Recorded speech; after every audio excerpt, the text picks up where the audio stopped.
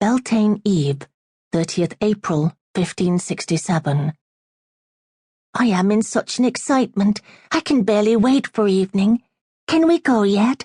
I ask Zilla as the sun is still passing across the open sky above the clearing. She gives me pots to clean in the stream. Is it the time? I ask Damaris as the sun dips behind the high leaves of the oak leaning over the cottage. She gives me twigs to twist out the cobwebs in the corners. At last the hour comes. As the shadows lengthen on the grass, I dance ahead of Zilla and Damaris into the woods to collect green branches for the bringing in of the summer. Can I do it? Can I? Ask the hawthorn mother. No, Damaris begins, but Zilla raises her hand to quieten her and nods to me.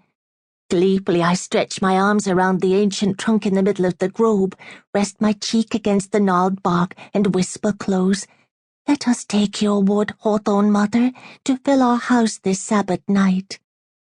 A gust of wind creaks the tree, moves the branches, rustles the new leaves.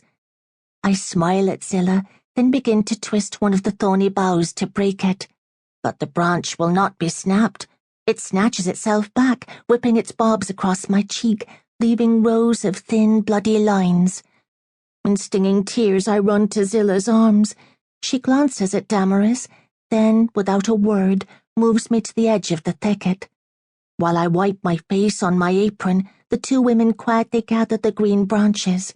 Then we return to the house together, all subdued through the twilight trees, to hang them from the beams. Afterwards, when the great glittering beasts, the lion and the bear, begin their nightly prowl across the sky, we carry bundles of dry sticks into the clearing in front of the cottage and throw them carefully together on the earth to make our bale fire. Zilla takes a brand from our hearth and sets the faggot all alight. For a short while the three of us forget what happened in the hawthorn grove, lift our skirts and laugh and jig in and out of the fire, swift and not too close to its leaping heart. But into my head comes the little mannequin under the eaves, almost dry, wrapped in his neckerchief shirt. I look up at the gable shutter and picture him there on my cane-bottomed chair. "Aphra! Aphra!" Damaris is shrieking. I turn, look down at a huge spear of flame flaring up my skirts, flap at it with my hands. A razor-sharp stinging spreads over my leg. I suck in breath and smell roasting meat. Zilla pushes me to the ground, presses me down. "Honey, milk!" she screeches to Damaris.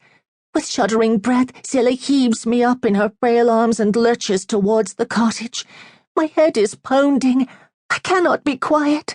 Birds clatter up out of the trees at my screaming as we stumble by. In the cottage, Zilla lays me down on the table, clamps a hand over my mouth, bends close to my ear. "Hush that noise," she urges. "Use the pain. Send it into the poppet up above. Use it for your hate. Use it. Do not cry out. Never cry out." While I whine between clenched teeth, tossing my head from side to side, Zilla busies herself with the muslin wrappings drenched in honey and the cooling milk-soaked cloths. Damaris, to the side, tears up plantain leaves, weeping, whispering through her tears. "It was the hawthorn mother that did this. Aphra did not please her. She should not have tried to break the boughs." "Nonsense," says Zilla. "It was no more than a mishap. Give me the leaves. They should ease her pain."